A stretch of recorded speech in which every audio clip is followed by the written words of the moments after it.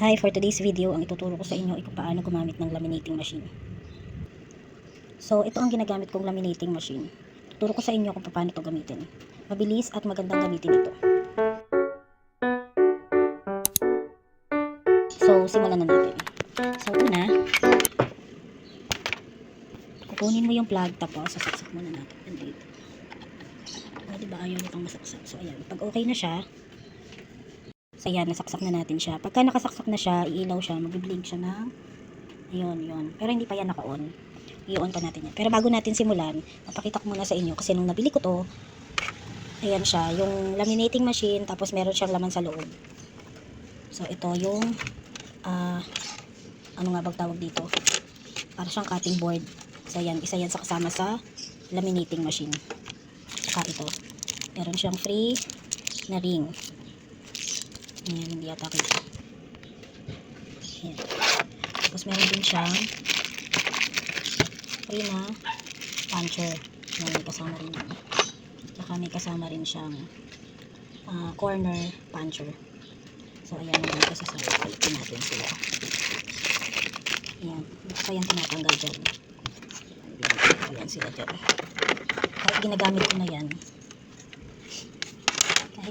ko na yan, nandyan pa rin sila.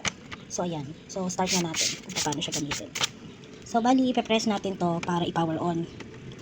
So, ayan. Nag-stop na yung red light niya. Meron dyan nakalagay na code, tsaka 80 micron, 125 mic. So, ibig sabihin nun, kung ano yung kapal ng laminating film na gagamitin mo. Or ito naman yung code, kapag yung code yung hindi ka magla-laminate ng mga laminating film, mga phototop ang gagamitin mo. So, para siya ilipat, pipindutin natin itong nasa taas. Yan, one click para i-switch yung kanyang kung ano yung gagamitin mo dyan. So, dito muna tayo sa like for example, 80 micron. Click, press lang natin yan. Para sa 80 micron, wait. Patayo niya, press. Diba hindi tayo marunong? Kasi hindi pa natin siya inon. So, ayan, naka-on na siya. Switch na natin siya. Yan ang tamang pag-switch. Tapos, pag gagamit ka ng laminating machine, ganyan ang lalabas pagka sinwitch mo siya ng gagamitin mong laminating film. Tapos, tawag dyan. So, ang laminating machine, pagka sinwitch mo siya, iilaw siya ng ganyan. Hihintayin mo lang yan mga 2 to 3 minutes. Basta less than 5 minutes, mag-steady na rin yung ilaw niya para magamit mo na siya. Kasi kailangan natin ma-preheat bago natin gamitin to. Para sure na mainit na yun bago natin gamitin. Tsaka, i-sure nyo lang po na pag gagamit kayo ng laminating machine, meron kayong medyo malaking space kasi pag nilagay mo dito yung laminating film, so dapat dito sa likod, medyo malaki yung space para pag kinuha mo siya or hindi siya tatama sa ibang area. So, make sure na malinis at make sure na maluwag or may area or may space para dun sa ilalaminate mo. So, isingit ko na rin pala tong laminating film na kasama nung binili kong laminating machine. So, ayan yan. Iba't ibang sizes. Hindi ko na iisa-isahin yan. Pero, iba-ibang sizes yan. Ito yung 80 micron.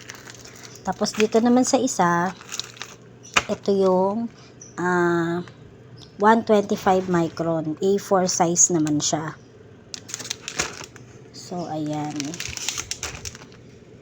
Ayan, papakita ko sa inyo kung paano gamitin itong laminating machine. Magagamit ako ng laminating film na 80 micron. So, itatry natin to. Tapos, kung maglalagay ka ng ID or any na ilalaminate mo, pag ilalagay mo siya, ayan, meron namang nakaseal dito sa kabilang side. So, pwede mo siya dun ilagay para mapantay mo yung ilalaminate mo. So, ayan, halimbawa, itong ID. Ayan. Ayan, pantay natin siya. Tapos niyan, ayan, pantay na. So, dito natin siya unang ipapasok. I-shoot lang natin siya. I-shoot, diba? Hindi, ipapasok lang natin siya dito sa area na to. Tapos, automatic na yung kakainin ng laminating machine. Tapos, hihintayin mo na lang siya sa labas. So, ayan. Check natin. So, ayan. Natin.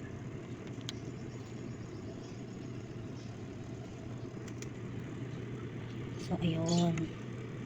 Ayun na siya mga mima. Oh, diba? Dahan-dahan lang kasi mainit pa yan. So, pwede pa natin siyang ilagay ng isa pa.